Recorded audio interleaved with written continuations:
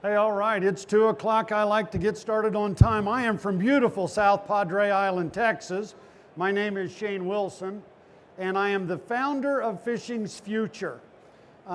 They want me to go ahead and use this. This is my slide presentation. I'm usually not a big slide presentation guy, so since I'm not familiar with it, what I'm going to do is I'm going to switch the slide and then read it. Golly, aren't those boring when that happens? Somebody does that and I stand right here and they say, ICAST 2000, but I do want to take the time to say thank you, ASA, for these wonderful presentations. These are the first lunch and learn sessions we've had. When you get done, folks, and you think there's value in these, please stop by the filming crew and they would like to ask you a couple of questions about the overall perception that you have here, and specifically this. So stop in. I'm going to go ahead real quick and get started. My presentation today, like I said, I am Shane Wilson. I am the founder of Fishing's Future. Fishing's Future is an angling education program that does absolutely nothing but angling education for families. Many of you have just passed out the significance of our logo. I want you to look at the logo after the time, and I want you to read what it is, because that is really the trick. And what I'm going to do is in this session is convey to you some of the very basic things. There's my contact information. I will give you business cards as well if you'd like to take a picture of that or pick up a business card. I'm more than willing to give you everything that I have learned over the last 14 years to help you become what I would call the local fishing knowledge library of your community. We're going to be talking today about growing your customer base and customer loyalty. And it's real easy, guys, when you find something on the internet, and everybody checks it anymore, the amount of research that's done through Google. You know, I no longer ask my wife go to Google anymore. I ask my wife. She knows a lot more than Google. At least she thinks she does. But people research before they buy anymore. And we're seeing a loss in brand loyalty. We may be seeing a loss in store and business loyalty. I'm going to tell you, or at least give you some ideas, that should increase your customer base, and it will definitely increase your customer loyalty. Everybody here today is here for one reason. We're here for knowledge. That's it, guys. We're here for one reason only. We want to see the best callers. We want to see the hottest baits. We want to be the person in the know. And all of your customers want the same thing. And you know what? Because you're here today, you're going to be seen as the expert when you leave. And so there's a few things that I'm going to talk about that are common sense things. What we're going to do, we're going to be talking about growing your customer base and growing your customer loyalty, because you guys are going to become the stewards of knowledge, fishing knowledge. You're going to actually do some things, and you're going to be able to do this by using local community volunteers. Are there any shop owners that own shops or mom and pop stores right here, right now? I don't know what my audience is. Do you have somebody in your store almost every week, the same individual? I'll bet you do, because I was that guy. All right, I went down to my mom and pop local bait and tackle store and I drank their coffee, and they created an environment in there that was very conducive to sharing knowledge.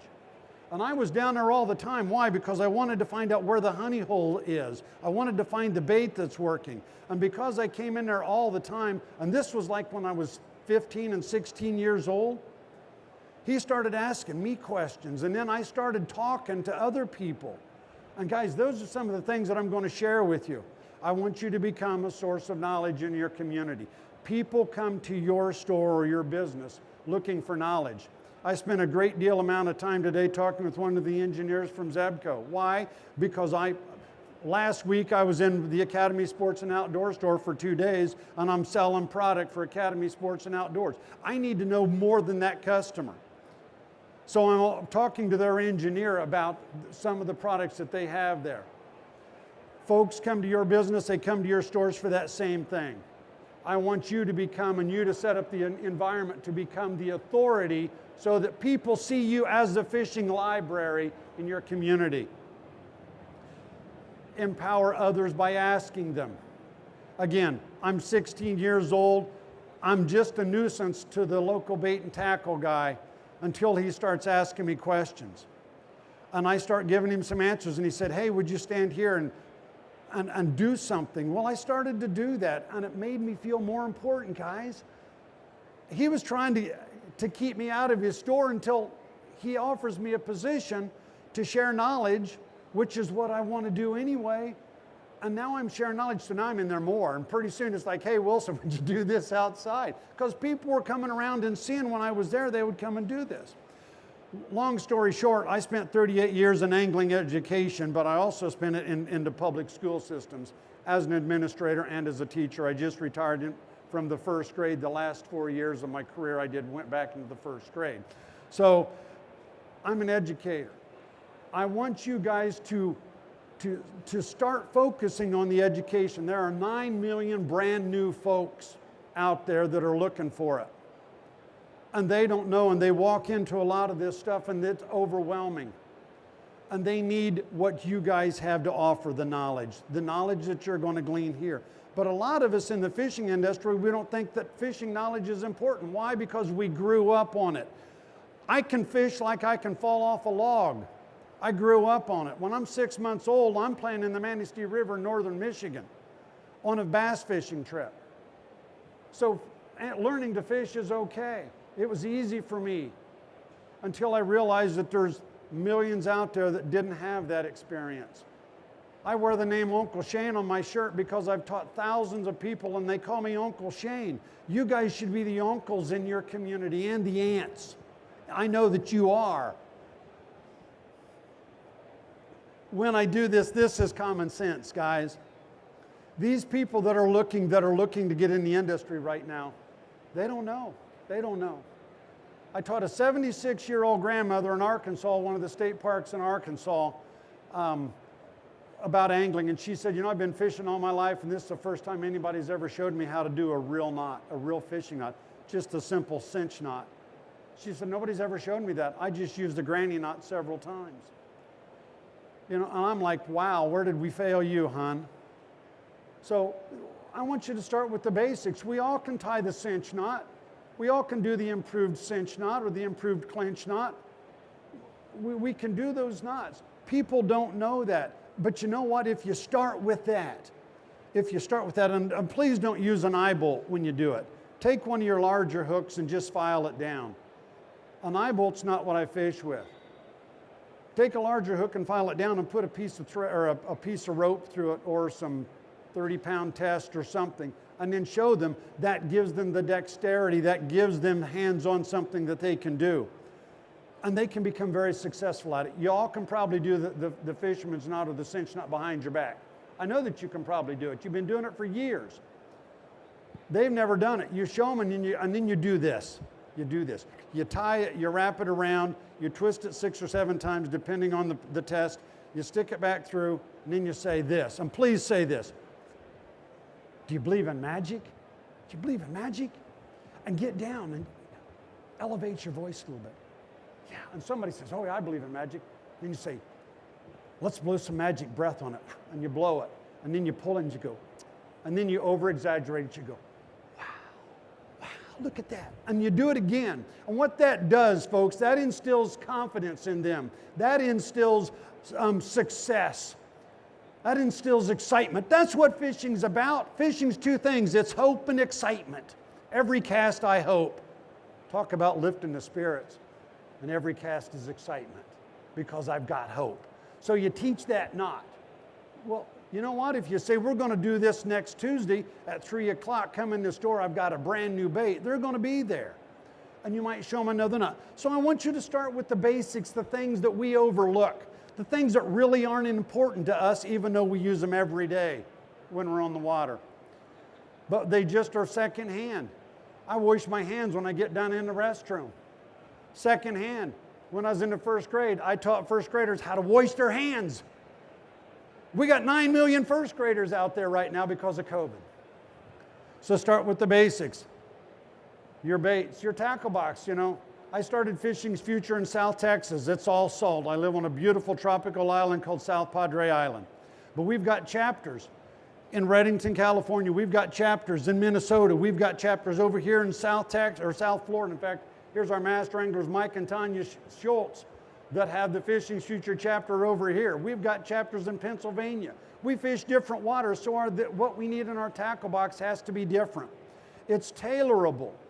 So talk about what you guys need in your water, in your home waters. It's very simple to do. We go through there and we talk about the equipment. Everybody here, boy, I'm telling you what, the equipment that I'm seeing today is incredible. I wish I had a wife who wasn't a financial consultant because she keeps track of everything I spend. I want you to sell these 3 things, guys, or 4 things. I want you to sell the fun right off the bat. How many of you fished when you were little and ran away was hoping to get kicked out of school so that you had 3 days fishing? I know, that's what we got, wasn't it? Yeah, you didn't get sent to the alternative center, which is where I created Fishing's Future. I got 3 days to rabbit hunt, squirrel hunt, and bass fish, and I always acted up on opening day. Always. But I want you to sell the fun, the thrill. The thrill. Look at that. Here's what fishing is, folks.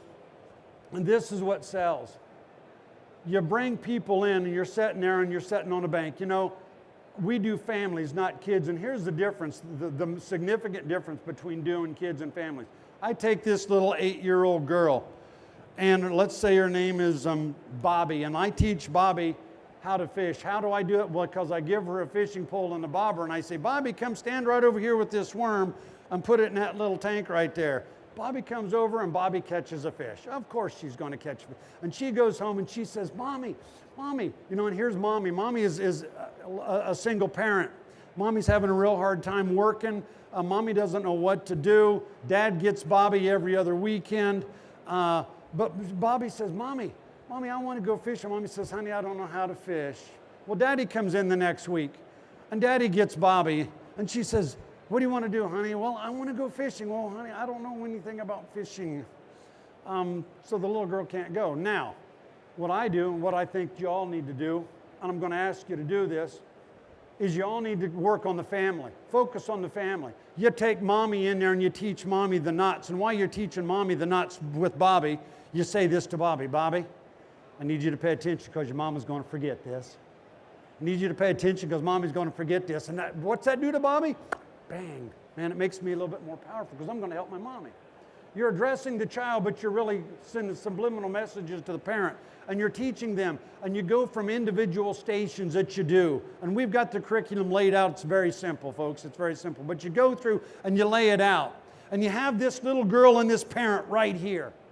And you teach them the same things that you need to teach them. The basics, the equipment, the casting stroke, what you need in your tackle box, the knots, the rules, regulations, and the ethics. And you teach them the basics.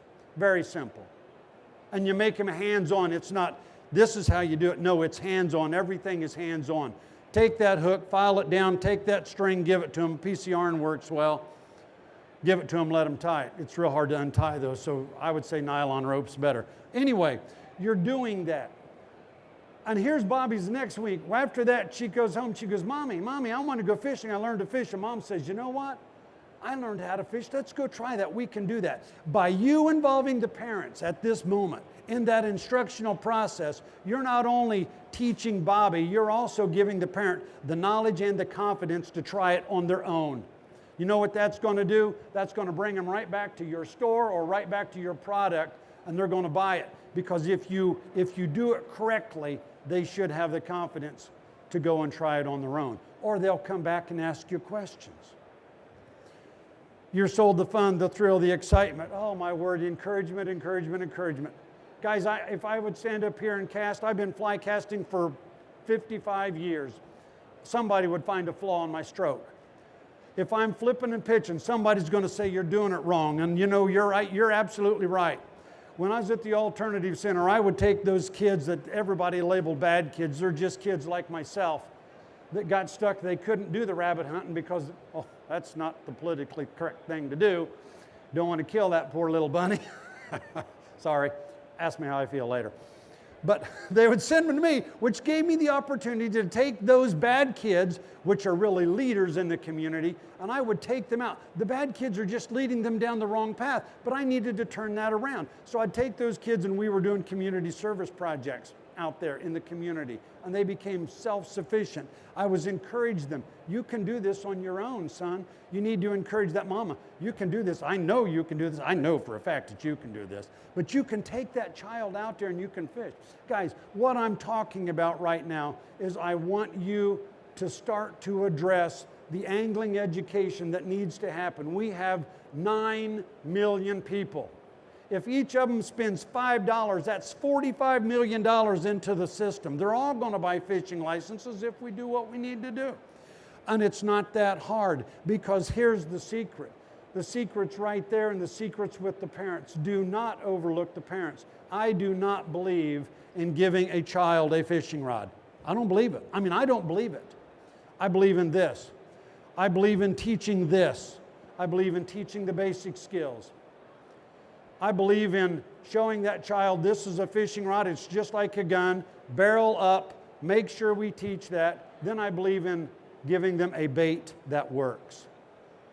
Use this rooster tail. Hey, these beetle spins work. Show them, the Texas rig works. This shrimp pattern is dynamite. Give them a bait that works with the knowledge and the encouragement and the confidence that they can do it. Let them go buy their own fishing rod. They'll take care of it better. If I give them a fishing rod and they break it, it's going to be in the garage because mommy and daddy don't know how to fix it.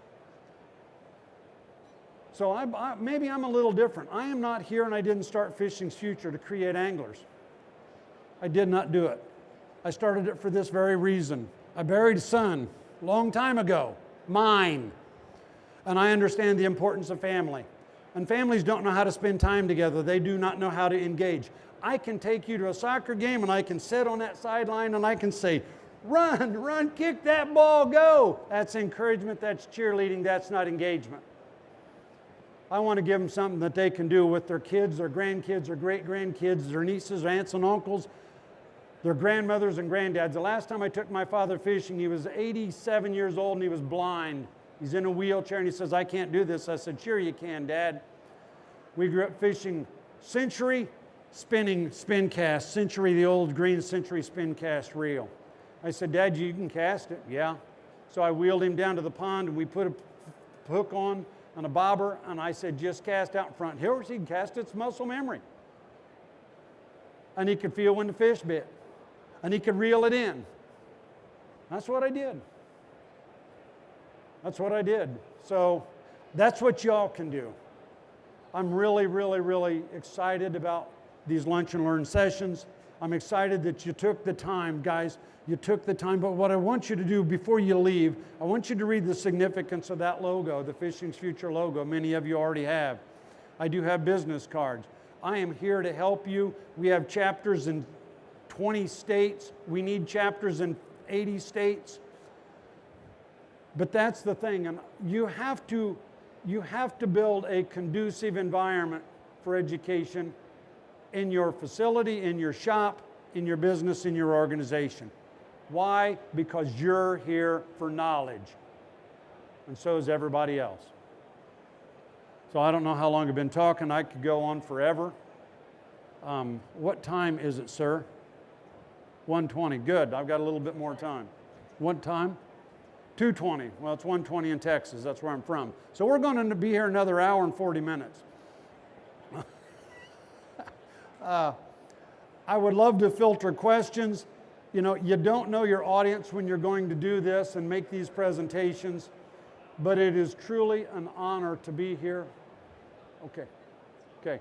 It's truly an honor to be here, to be able to present this, because this is a true passion. I do have my program director back there and another individual that works very diligently. Michael Shear, stand up or just wave your hand. Everything, everybody's got somebody that keeps them straight and keeps the organization running. Michael is that individual. He's here with another gentleman by the name of Derek York, who does the Texas Coastal Brigades, and Derek also does a very fine podcast. So please ask us questions, help us out, let us know. If we can help you focus on some of the ways that you could make your organization or your community more of a knowledge base. if you have the reputation of giving good knowledge, I mean, we all went to the libraries when we were growing up. We all used Google. Why? Because there's knowledge there. It's just common sense, guys.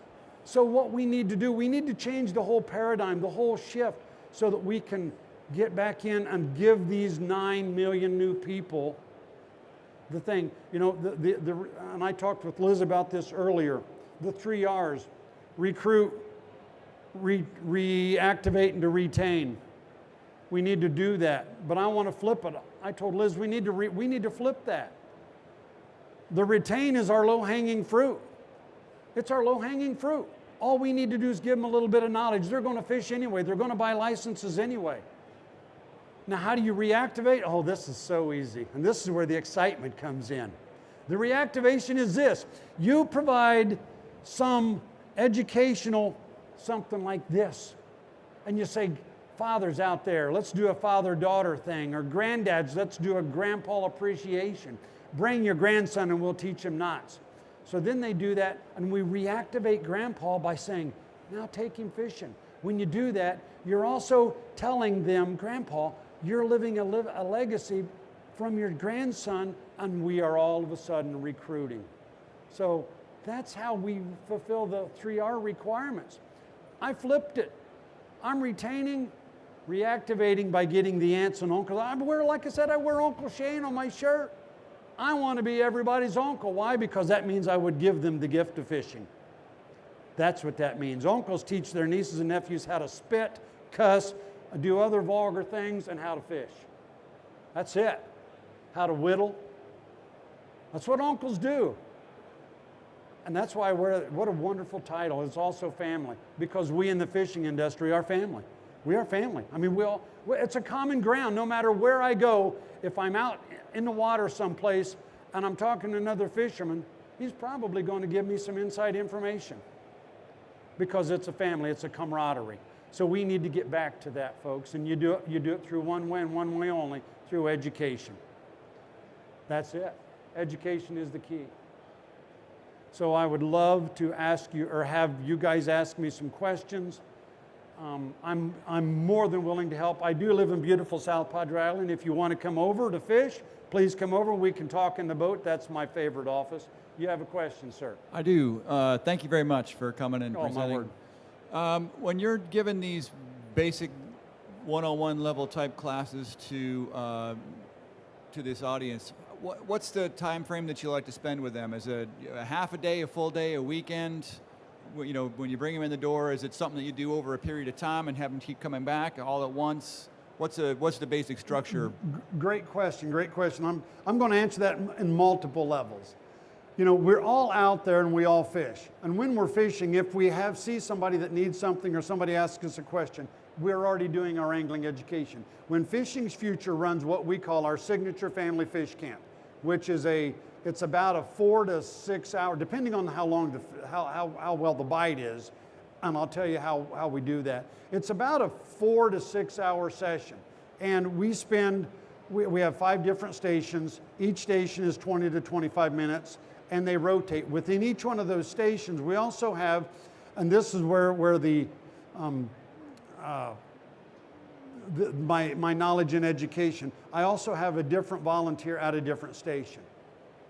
Why? Because the different volunteer speaks with a different cadence, a different volume, and with a different tone. The 3 things that are very important in speech communication: cadence, volume, and tone. I'm going to lose you in about 20 minutes. Now, you're adults, so your attention span's a lot longer than a 9-year-old. But I'm going to lose you real quickly until I give you a different presenter, different elevation, different cadence, different volume, different tone. You're going to pay attention a little bit more. And then you're going to go from a skill station to skill station to skill station. Knots, castings, rules, regulations, etc. That usually takes about 2.5 hours. You rotate them through 5 different stations. We're getting a lot of kayaks. A lot of our master anglers are wanting to bring in their kayaks. Kayaks fishing's big. So they're bringing in and they're teaching them how to properly rig a kayak. They're letting the kids and the parents set in a kayak, etc. But that's about a 2.5 hour thing. Then I stop and we have a picnic. Guys, I believe this is a family thing. You know, our logo is all about keeping families together forever. I think it's vitally important that we spend time and eat. And we eat and we have hot dogs, water, and chips. I don't believe in giving Cokes out to kids. I believe in kicking kids, but I don't believe in giving Cokes out to them. Now, kicking kids and duct tape's grand. Please don't air that. And here's after we do that little picnic thing, I say, boys and girls, I want you to look around. Look around, see something that you don't like. And it comes down to litter. Oh, we don't like that pollution over there on the bank. That's ugly. It's ugly, isn't it? Yeah, it's ugly. Well, we need to go pick it up. So we give bags, and for 10 minutes, I say for 10 or 12 minutes, I want you and your parents to run around, pick up as much trash as you can. We call it our trashy tournament. It's the only tournament Fishing's Future ever runs. It's a trashy tournament. And I pick that up and we weigh that. Well, Dee Dee's over here, or BB's over here, and she's got 7.5 pounds. Brett's over here and he's got 13 pounds. You know, and we write it. Why do I write it and record that? Well, because I want some help financially from some state agency that says, you're doing active litter control, we're going to help you. It doesn't happen, but that's what I do anyway. So, but it teaches, and when I do that, guys, when we do that at a family fish camp, I'm the first to take off and pick up some trash. Why? Because I have to live what I'm teaching.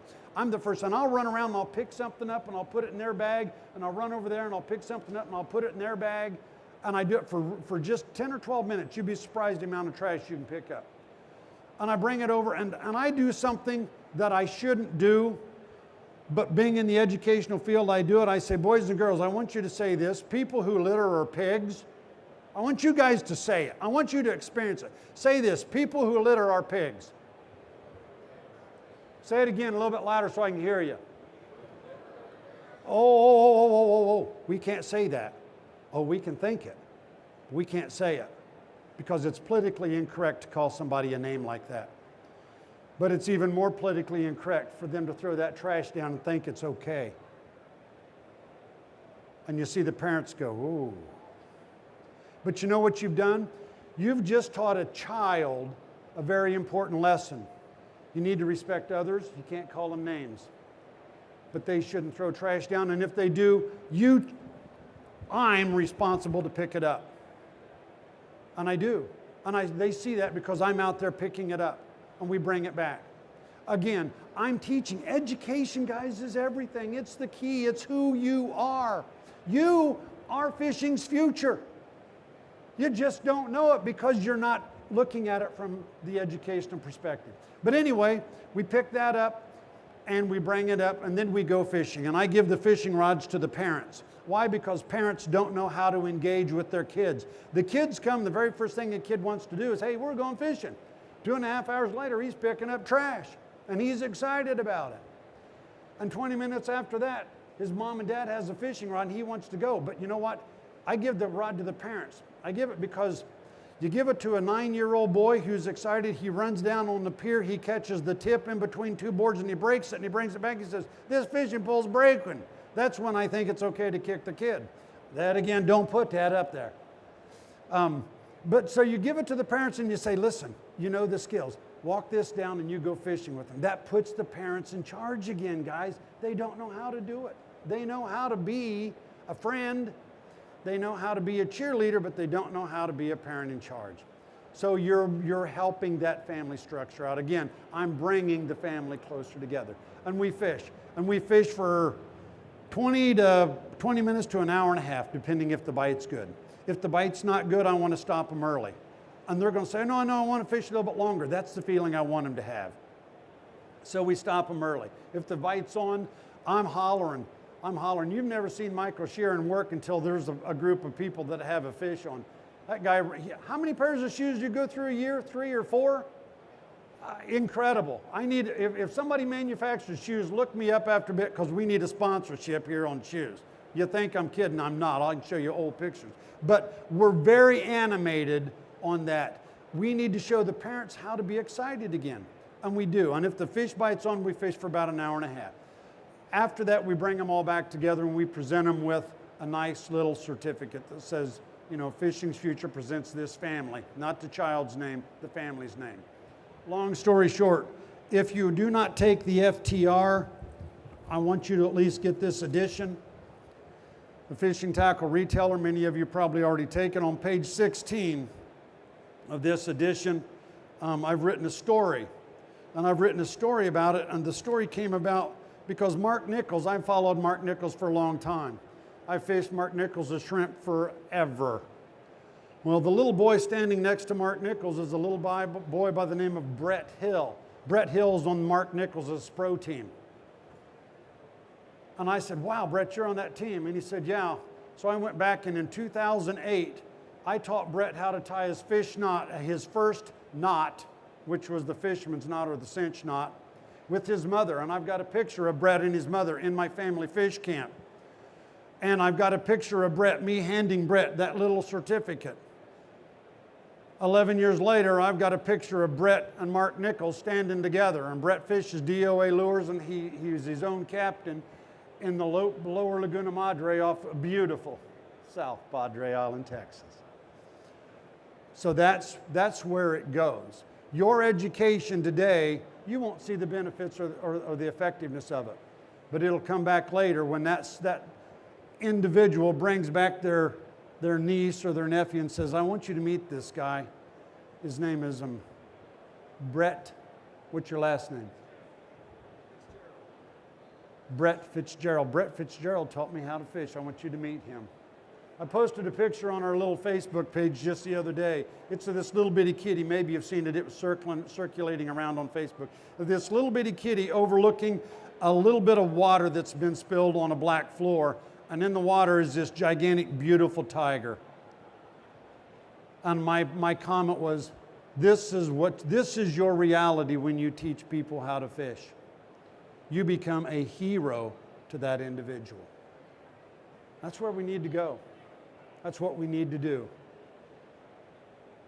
That's what we need to do, you know, in our curriculum, guys. At the very last, when we're presenting them with their certificates. Again, I started this because I want to bring the families together. In our curriculum, when you give the participants, and you know, because we do such a large number of individuals every year, it's impossible for a company to give us the amount of quality and stuff that we need. So we need the sponsorship so that we can buy those products. But we always have little bags that we send away for little captain's bags with them.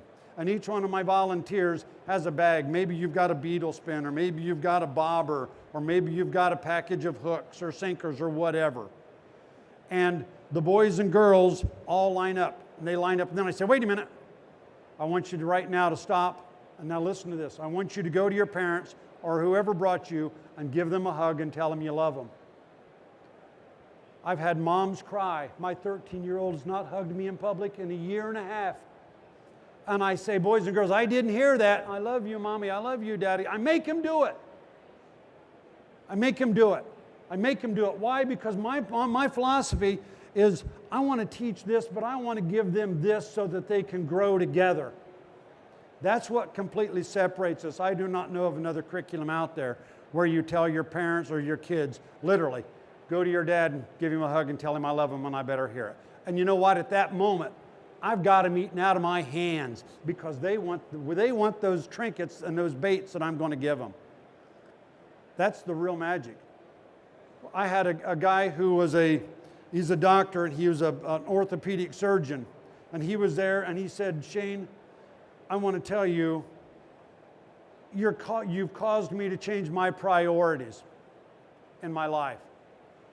And I said, what do you mean? He said, his mom and I are divorced. I get him every other weekend. I saw this. I thought, wow, this would be cool, something I can let my son go and do. And he says, you didn't separate us. You made me learn the same things. And he goes, and then we got to eat together. And he goes, and then my son caught a fish. And he goes, he looked up at me and he dropped the pole and he gave me a hug around my waist. And he says, Daddy, this is the best day of my life. He says, my son's got everything that a son from a rich parent could have. He's got 2 homes. He's got a PlayStation. He's got a go-kart. And he said, he gave me a hug and told me this is the best day of my life. And he said, I want to thank you because you've caused me to change my priorities. He called me and told me that when I was driving home from the event. I had to pull over. Because I started to cry. I'm making a difference. That's what I do. I cause people to change priorities. You cause people to change their priorities. It's all in the education, guys. It's all in making that child give that parent a hug and tell him I love him. That is so powerful. That's the magic of fishing's future. That's the magic that you guys have sitting in your hands. Exercise it. Empower yourselves. Empower these people to do it. You know, I'm up here sweating a little bit. Never let them see you sweat. And I'm in the height of my glory, guys, because I want somebody to take something, what I'm saying, and go implement it and see the magic that happens. Join Fishing's Future. Open up a chapter. Let us help you do it. Take your work business, you know, your mom and pop store. I love mom and pop stores. They're dying, but they're starting to come back now. Build that customer loyalty. Get that brand. Build that base. And here's how you do it. You don't need to spend tons of thousands of dollars on marketing. Heaven's sakes, spend the money on marketing. I wish I had more money to spend on marketing. But your marketing's word of mouth. Your marketing's that little 15-year-old boy. You know, Flip Pallett's a close friend of mine. And Flip was over doing some stuff for me, and he sits on our advisory board. If you don't know Flip Pallett, look him up. He's a big guy in the fly fishing industry. And he said, can you throw a bowline? I said, what do you mean? He said, give me a rope. And I gave him a piece of rope, and he threw a bowline. I mean, you can throw a bowline. And I said, wow, that's cool. So I practiced it, and I learned it. And he said, you know who taught me that? He goes, there's this little 15-year-old nerd kid standing down at the docks every time I'd come in. And he was all the time doing stuff. He's in the way. He goes, that kid was Jose Wahebe. Little Jose. That's where they go, guys. That's where they go. Listen to them. Those people that are in your store all the time. Ask them to help you. Give them a bait. Take them to the side and say, hey, I got this new bait in. Go fish it and give me a report on it. And I want you to talk about the benefits of it. You don't need to tell me about benefits and features, because what I want to hear is how exciting are those benefits and features, and can it make me catch more fish? Oh, baby, sell the fun. Where's my thing? Sell the fun and the thrill. Sell the fun and the thrill. Yeah, that's what we're here for. Sell the fun and the thrill. So, great question. Thank you. Long answer, but I hope I answered it. Other questions, please? Yes, sir. Yeah, you could probably say it out loud, but I wouldn't hear you because I don't hear very well. My hearing aids are back on beautiful South Padre Island, Texas. You need to come over. Go ahead. So I have a little bit of understanding of your curriculum, but say we want to open a chapter and we want to start a program in our shop. Talk me through how that works and how you find volunteers and how you start to let people know that come in and we're going to teach your mom and dad or single mother and son or daughter. Like, talk to me through the program at a high level, and then are there costs for a shop to do this, or do we just sign up and then get volunteers and local? Like, walk me through it a little more. Okay. First thing you need to do, you need to contact us, and we need to sit down and talk about it. I'm going to ask you, what is your outside area? There's a lot of people that want to do something, but a lot of them are just, they just want to talk about it. So I'm going to ask you, what have you done in the community? What have your community services been, etc. You're going to have to go through a certification within your state. Some states have an angler certification. They all have hunter ed certification, but they don't all have angler ed certification. If they don't have it, we're going to give you angler ed certification, which is the Fishing's Future curriculum. We do all the angler certification for the state of Kansas as an outside resource, outside contractor. We do a lot of angler certification for the state of Texas. That's another thing that we do. We do state certifications. Not all states have endorsed us, but not all states know about it. So, so we're going to get you certified. Then we're going to talk about, here's what you need. There is a cost because there's equipment there. As a Fishing's Future chapter, I want it to be uniformed. I worked very, very closely with Pure over the years. I'm working very closely with Zebco right now, and all of our chapters do have all Zebco equipment. I think it's vitally important that when you teach somebody on a product, they'll go out and they'll buy that product because they're familiar with how it operates. So I want them all to be uniformed, and I also believe in that customer loyalty. And I'm very, very loyal to what Zebco has done for us over the years, and I appreciate it, and I want to share that back. So we learn on the equipment. You learn on the equipment. You get volunteers is when you do what Mike and Tanya have done. They're very big in their Christian school. He called me. The Salt Strong boys sent him over and introduced us. They've wrapped their arms around us. So Mike and Tanya went out to some of their friends and said, hey, let's do this. And when they went and got certified through FCW, is it FWC, they took a group of people down together, like 5 or 6 of them. And they were all certified. Now they've all had their background test run or their checks done, they've all cleared, and they've got a cohesive unit. So I thought when you were doing it, you're like 5 minutes, like, oh, no, good. So they've got a core group of volunteers. And then it's all step by step. We give them the curriculum, we help them get their equipment. They have now ties to a national organization, so we can help them in other ways, through FTR, etc. We can help them in other things that they need to do. And then it's just implementing the program. And I don't want you to stand up and say anything, but was it easy for you to open your own chapter here in East Florida?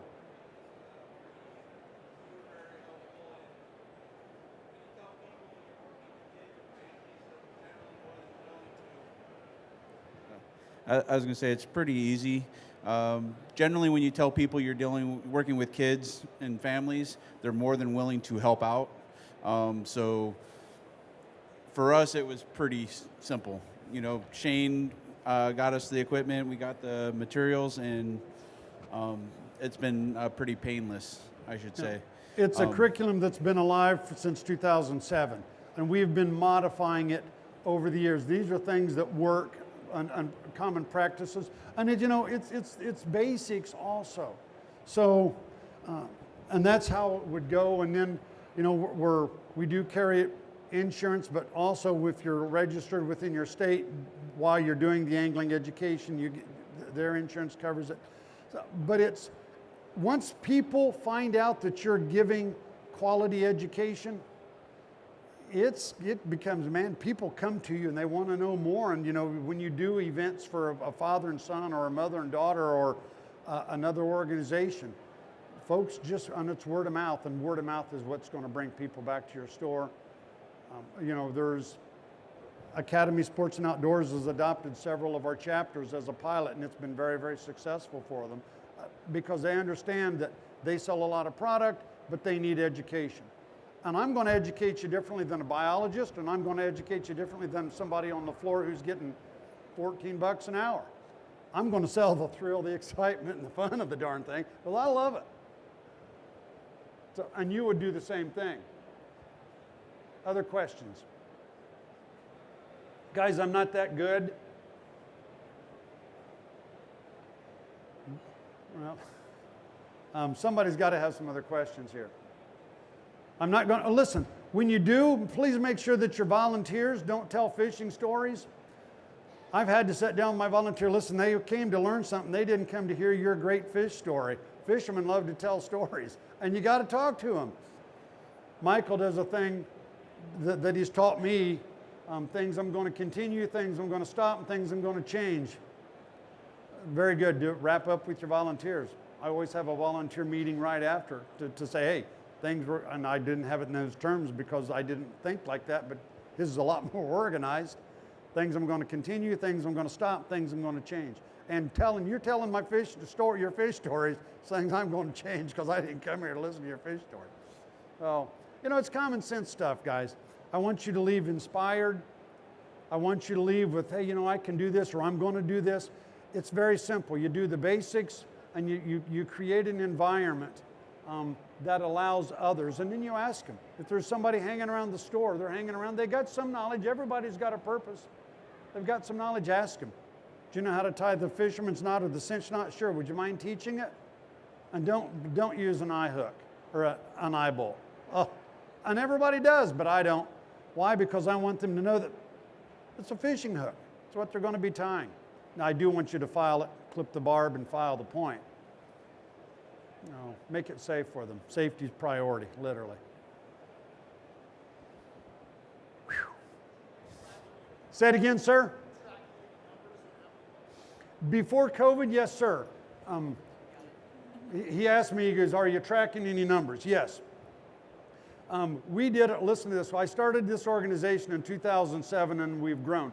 On July the 28th, 2018, we instructed our 1 millionth participant. And we did that, I live in South Padre Island, we did that at Fort Benjamin Harrison State Park in Indianapolis, Indiana. That Saturday we had 11 events going on, simultaneous.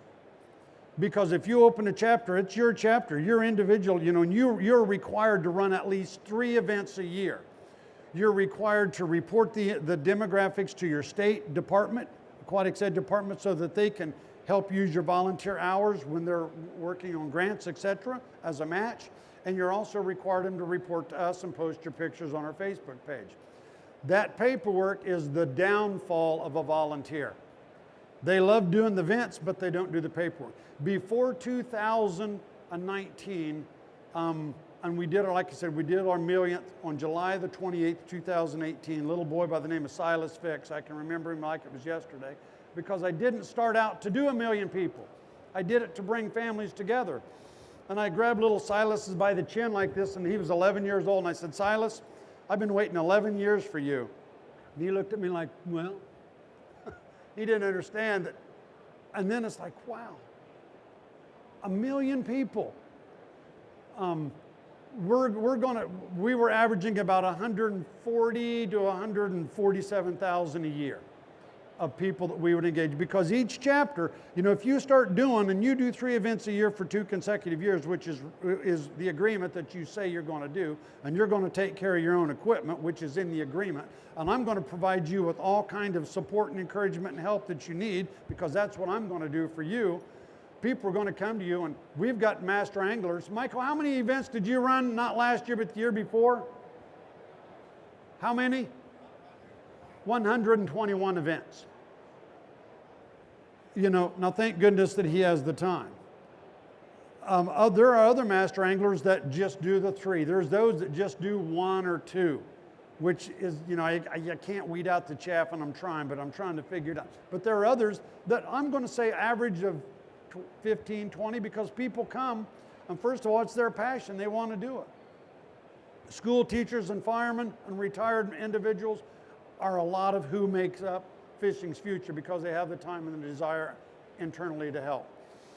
When I did Silas Fix, and we educated he and his family, I was laying in bed that night thinking, where do we go from here? And I'm a religious individual, I'll tell you that up front. I don't boast it, and I don't promote it, but I live it. And I'm laying in bed and I'm thinking, where do we go? And I'd been working with a lot of the disabled organizations down in my home area. And about a week later, we posted 2 events, and we had 180 slots fill up in under 3 hours. People drove down from San Antonio and Laredo. Where I live in San Antonio is about 4.5, 5 hours away. Laredo is about 6 hours. Texas is a big state. And they drove just for this event, and it was just an angling education. We didn't put them on a boat. We just did angling education. I thought, wow, what an answer to prayer. Thank you. So our 5-year focus now is to work with military, families of disabilities. Everybody knows the research that angling education and fishing does for PSTD. If you don't know the research, it's out there. It helps immensely. It reduces the sum of the symptoms of PSTD up to 30%. Up to 30%. But you know what? That PSTD not only affects the individual, because there's a lot of programs out there for him or her, the whole family suffers with it. And Fishing's Future is a family organization, so I said we need to do something for those families.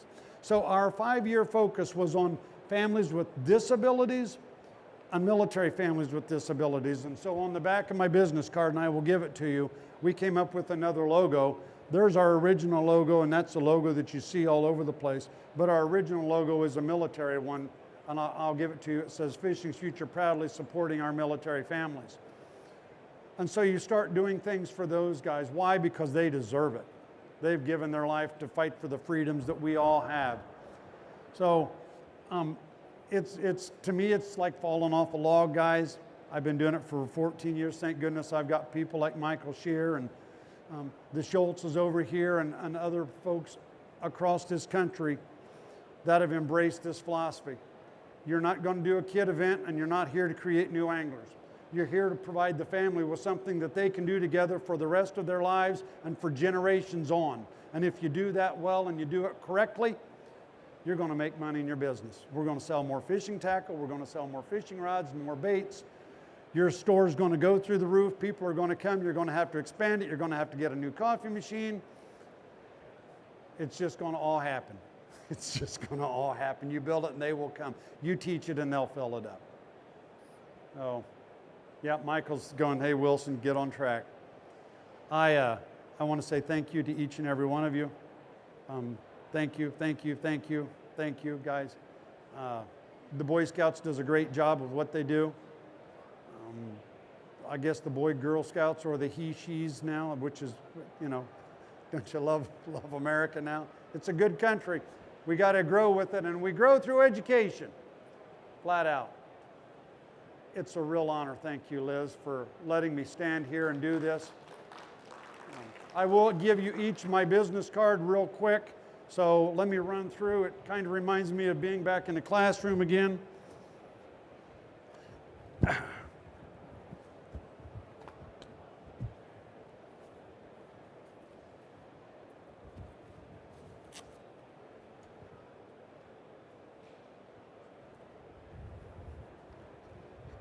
There's one for your buddy.